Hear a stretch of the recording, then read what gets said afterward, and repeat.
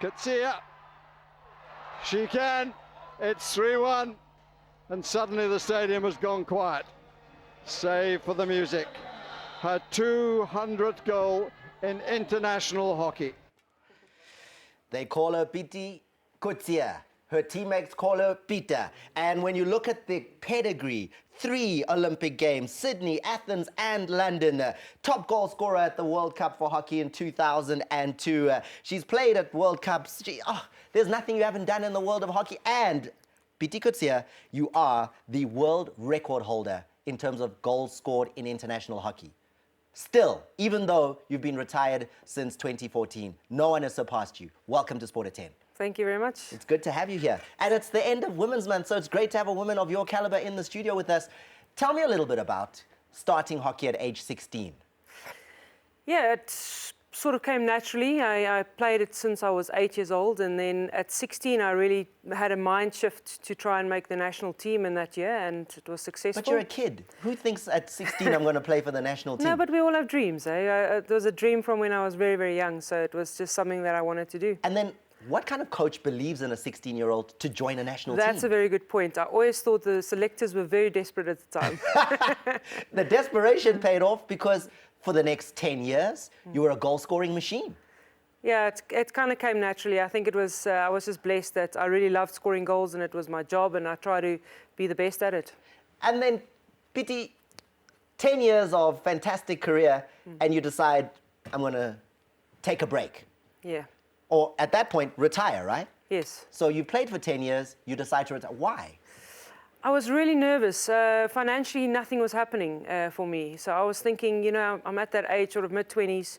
What am I going to do with my life when hockey is over, or even during it?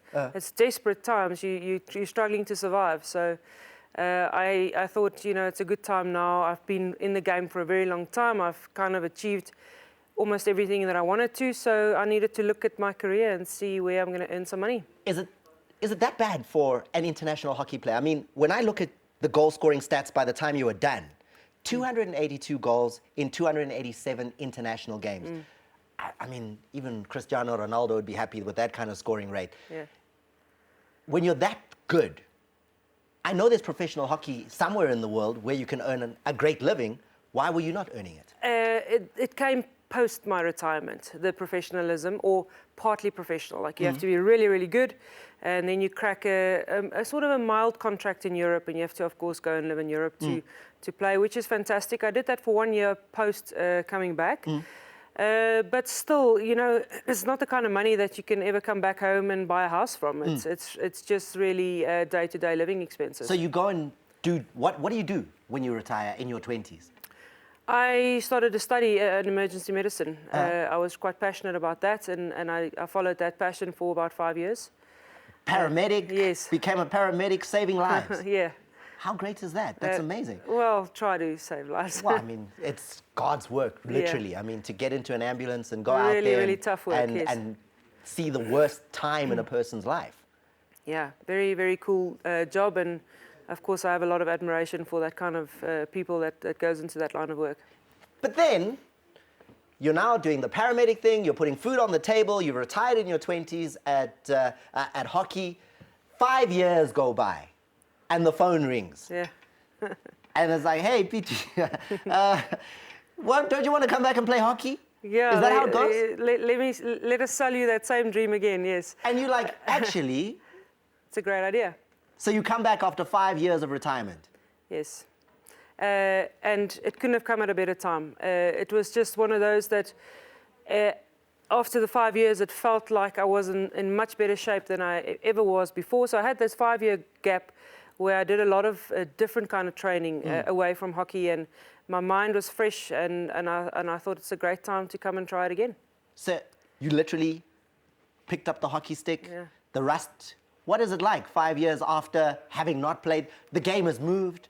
Surely it's quicker, it's faster, athletes are better prepared now. You're behind. Much quicker, and of course I took, and it was at an interprovincial tournament that I was asked to come back, and it was my first tournament back. Lots of cobwebs, lots of rust, as you say, but my motto in life's always been fake it till you make it. So I went through that whole tournament really just trying to stay surviving, and it actually worked out. I went to the World Cup straight after that and used that international tournament also to work my way back into it. And it didn't take very long. It was just like riding a bicycle. Let's talk about those kind of tournaments. What's it like to represent your country as proudly as you did? 3 Olympic Games, a couple of World Cups along the road. What is that like? That's pretty amazing. You work yourself up to the pinnacle of what you're doing. So I always try to strive for excellence. So that is the moment there that I go and test myself and the team, of course, to see where we're standing. So it's absolutely what you're going for. There's no margin for error at that kind of level. So it's really a beautiful competition. If you're into competitive sport, you don't get better than that, and that's amazing. And then, I mean, it's been a little bit of a barren spell now for women's hockey in terms of getting to Olympic Games. The qualification for it is difficult. What do you think of the state right now of women's South African hockey? Yeah, I think it's a tough time that they're going through. However, the last tournament they participated in now, the World League, they did very well. You know, the tough thing is that there isn't much international competition for them. There's no funding in terms of them being together for extended periods of time in the year to train together. So it's very, very tough for them to actually find that kind of performance that's needed at the top level. Even to break into the top 10 in the world is going to be hard. Now, I think our comedian Champunaiza once gave the team a nickname. I think I'm a Sticks or something. I think he called them that.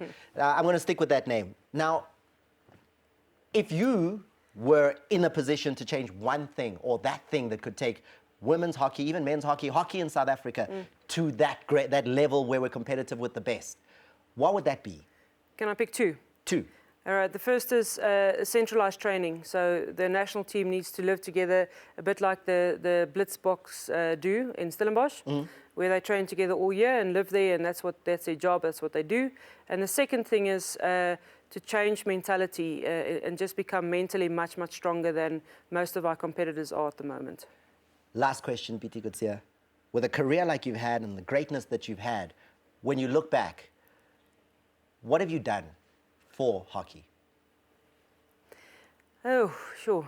What have I done? I think I've, to an extent, for a period of time that I was playing and perhaps towards the latter part of my career, I think I gave a lot of girls the vision that they could achieve something a little bit more than what they perceived or knew in the past. So a role model type of idea.